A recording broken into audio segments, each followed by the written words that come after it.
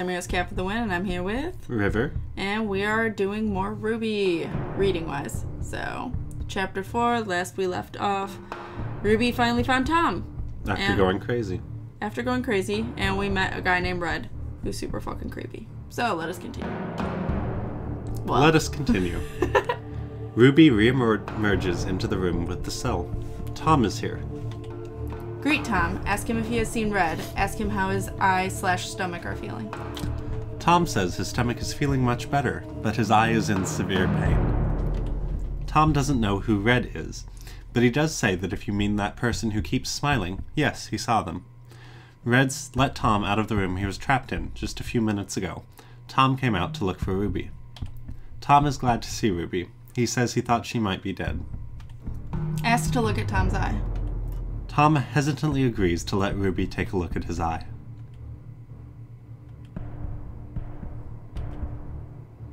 Okay. Tom shakes Ruby gently by the shoulder. He asks if she is okay. She just sort of blanked out on him for a moment there.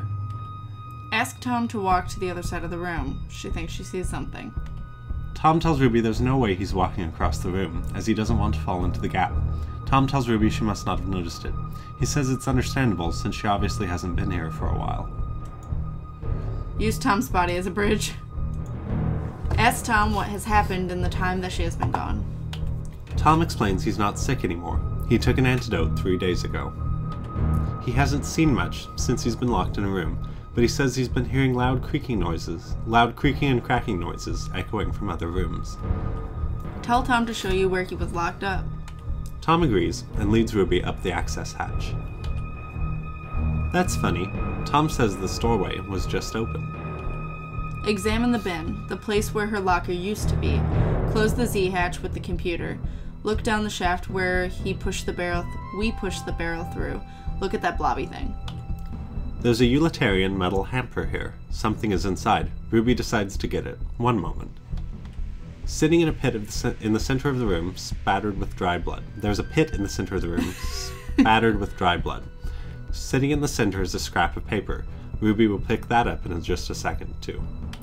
The hatch in the southeast corner has a ladder, and looking down, it appears to lead into the cell room below. Something about that fact seems odd. The corner has some sort of strange, smooth, organic growth latched onto two walls and the floor. It looks almost like skin. Ruby picks up a scrap of paper from the shallow pit. Ruby finds a footy sock pajama foot in the hamper, evidently torn from a full set of pajama bottoms and tied off at about the ankle. It's slightly heavy. Untie the footy pajama. Dump out possible contents with care. Inside the footy sock pajama foot, there is a black and white key. Ruby throws away the footy sock pajama foot. Her genre instinct tells her she won't need it anymore. Examine the growth more closely, too. Is it full or hollow? Fleshy or what? It's smooth and fleshy. It's like skin. Crawl down the southeastern hatch. If it looks like we can do it without falling. The second hatch now has a ladder leading down. That wasn't there before. Ruby descends the access hatch and enters the room below. Wake up. Pull lever. Ruby tries to pull the lever, but something's blocking it from moving. Looks like part of the mechanism is missing, like a thin metal rod about the size of a toothpick. Tie the string around the lever and exit the room. Ruby ties a small bit of string to the lever, then climbs back up to the room where she first awoke. Tom is still here, looking the door over in confusion. Ask how Tom is doing. Tom says his eye still hurts. Or rather, it hurts where it's supposed to be. Tom explains that he lost his eye while he was being dragged off to the room he spent the last few days in. The thing that brought him there did it. Ruby must not have noticed between her flashes and distractions. Ask Tom to describe the thing that brought him there, if he remembers. Unfortunately, Tom says he didn't get a good look at whatever dragged him away. He was already sick. He says that most of the pain of his eye has gone away by now. Poor Tom's lost his eye. Ruby hugs him for comfort. Tom looks like he feels better. Basically tell Tom what happened to you. Ruby tells Tom what's happened. Tom explains that he's been weak and despondent lately, and unfortunately can't help her with many details, except that the western door in the room with the big console, the one the fish tank door leads to, is the way into the room he was trapped in. They both agree the only thing to do now is go forward. Explore what was once the Z-hatch. Tom and Ruby both go back down the access ladder to check the Z-hatch. Also, there is a hook on the ground here, but it is not sharp and is riveted firmly to the ground. It's essentially just a heavy-duty eye hook. Examine this symbol now above the Z-hatch. Ruby has a feeling she's seen this somewhere before. Examine the black panel thingy, then go through the hatch if the panel isn't interesting. It's some sort of movable wall panel, but it won't budge. It must be remotely controlled. Ruby and Tom both head through the Z-hatch. Ruby and Tom emerge in the back room. In the small closet to the east, on a shelf, there is a large metal safe. Instead of a combination lock, it has a spherical indentation about as big as Ruby's fist, like a socket. The room is also quite clean. See what is around the safe/shelves. Examine the bulb. Examine the lock more closely. The shelves are bare. The light bulb is on, looking unremarkable and harsh. The lock is simply a spherical indentation. There's nothing more significant about the socket to speak of. That's all there is to it. Use key on safe. Ruby uses the black and white key on the wall cabinet. Inside the wall cabinet, Ruby finds another scrap of paper. She also recovers an old-fashioned black leather medicine bag. Inspect medicine bag. Ruby can't open the medicine bag. There's a tiny padlock of surprising strength keeping it closed. Go east. Bring Tom. Ruby heads west. Remember, the view was reversed on entering the back room. And now that the hatch is much larger, she is able to take Tom with her into the side room beyond the couch. That dummy is looking at us again. Ask Tom to put his hand in the water tank. Press the button on it. Considering it's a giant blender, Ruby decides not to ask Tom to put his hand inside. The window between the rooms is now sealed with a heavy plastic, perhaps to avoid breaking. The electrical panel has been covered up by a protective plate and marked with the symbol for electricity. There is an electrical outlet visible here. Is that a hatch under the window? The little hatch, maybe? Can it be opened? The metal-style slot drawer between the rooms, which Ruby has used before, is now empty. It's also clean. Examine the 3 thingy.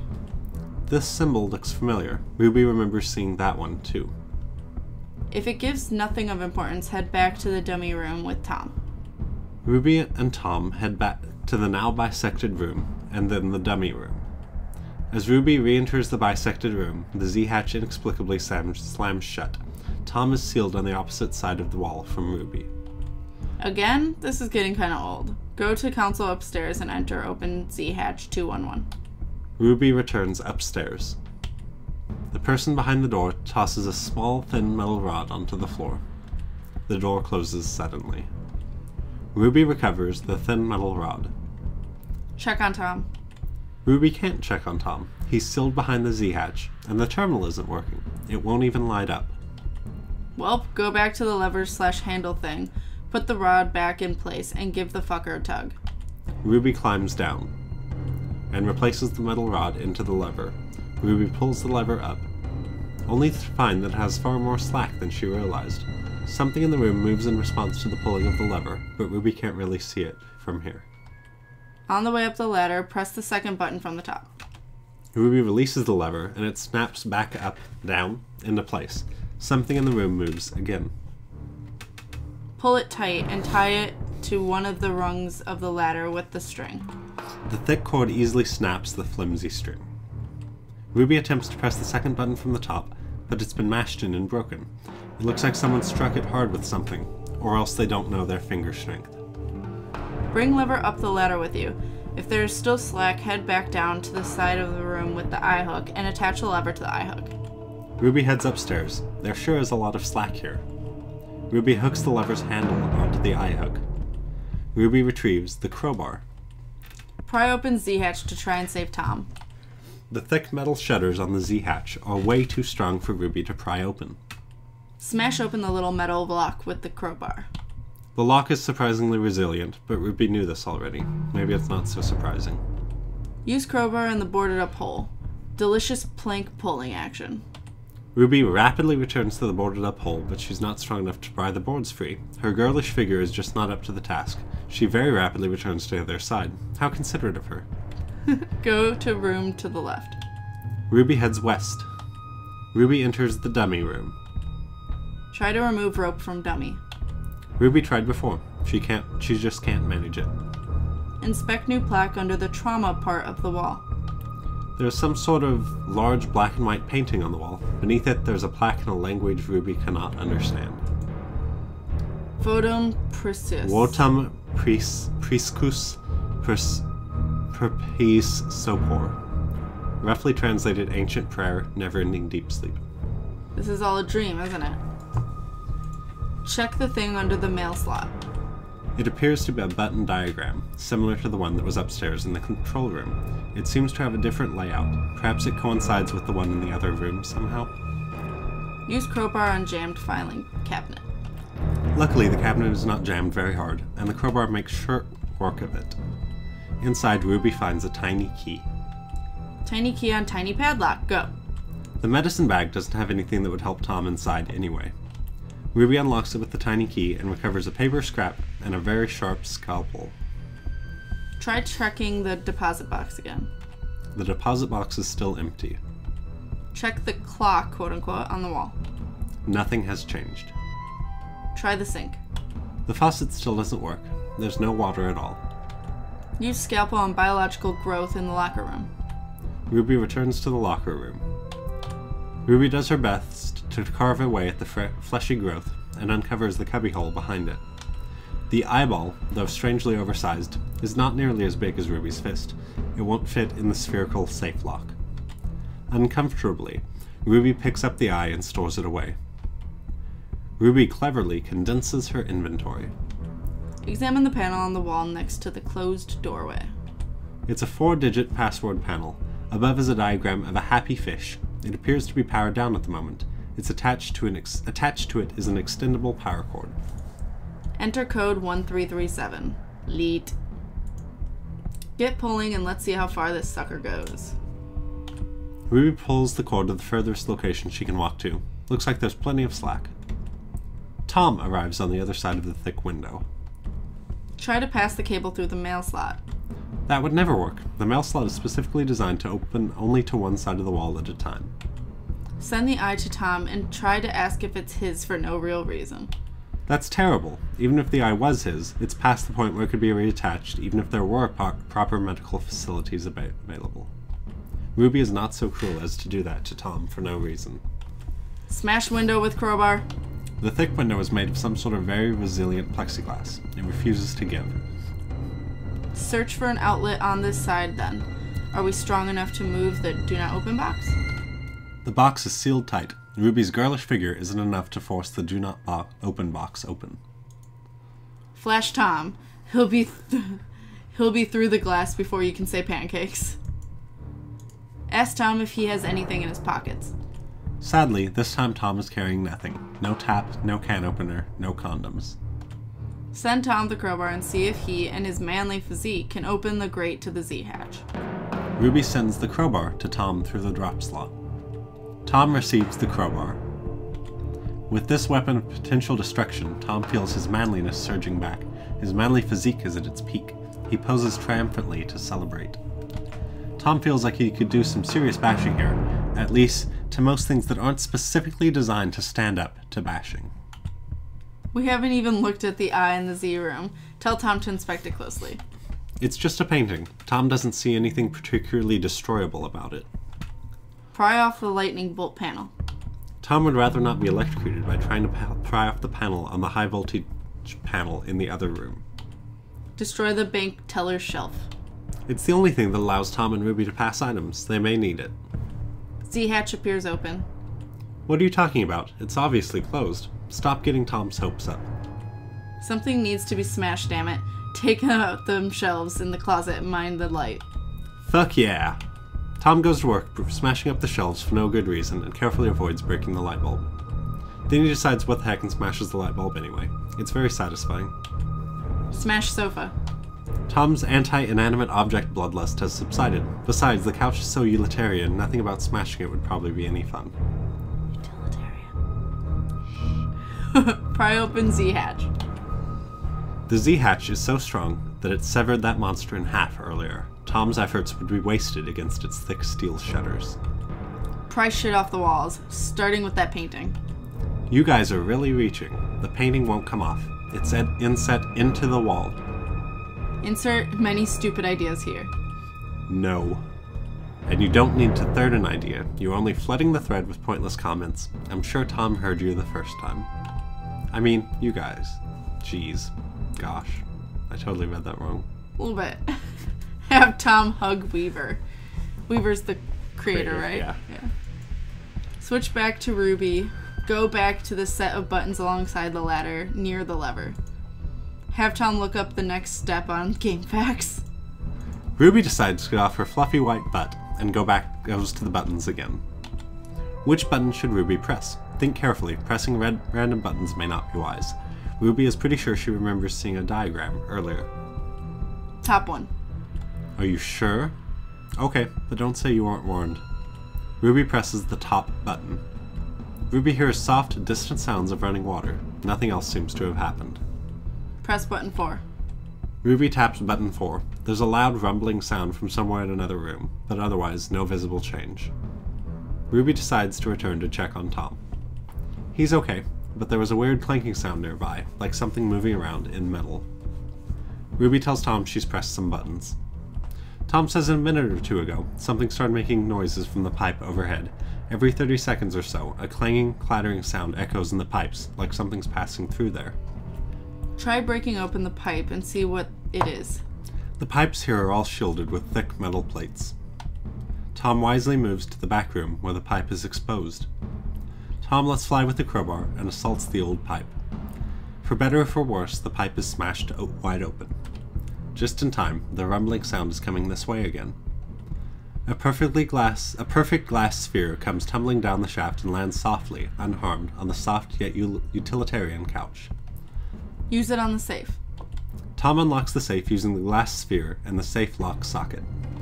Inside the safe, Tom finds some kind of peculiar wooden disc. Go back into the tech room, put the disc into the mail slot, and send it to Ruby. Tom passes the strange disc to Ruby, who looks a bit startled to see it. Ruby sets the wooden disc onto the peg in the clock-like device. It fits perfectly. To which symbol should Ruby point the disc? Top one. Ruby points the dial disc to the top symbol. The sound of sliding metal comes from nearby. Just as Ruby had hoped, the symbol must have opened the Z-hatch.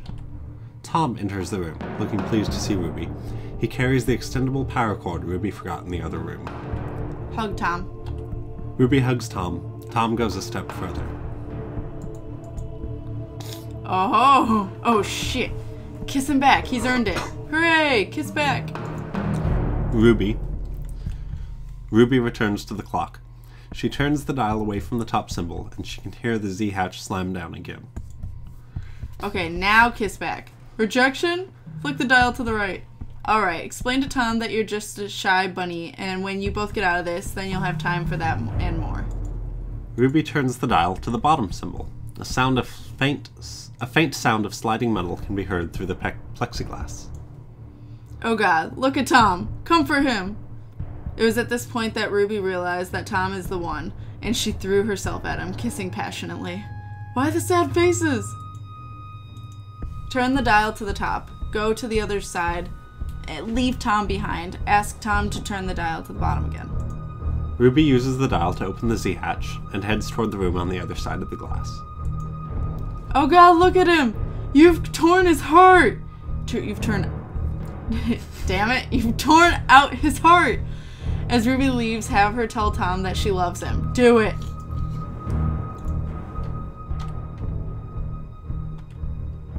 Oh, the eye's glowing red. Oh, red eye. Better Photoshop that. Ruby's head is killing her. Fuck! Mind blown. Oh shit. Oh no. Shit just got triple Lovecraftian. This isn't real. Ruby, wake up. Again. Ruby wipes the blood off her forehead. Tom didn't see. Knock on the glass. Press your hand against the glass. Show that you are not well. No. Tom can't know. Tom, please turn the dial to the bottom symbol. Ruby gets Tom's attention, then gets him to switch the dial to the bottom long enough for her to open the small slot in the wall and retrieve the 4th paper scrap.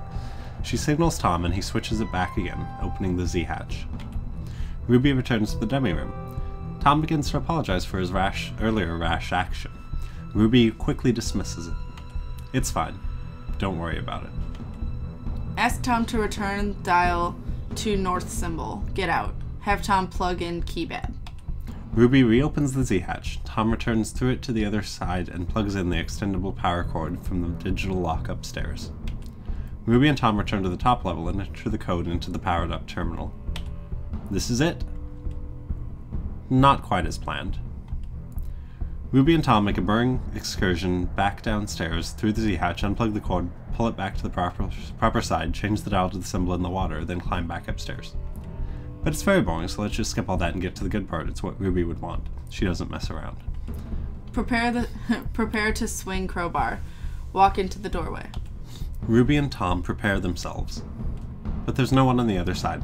The monitor system appears to have been destroyed.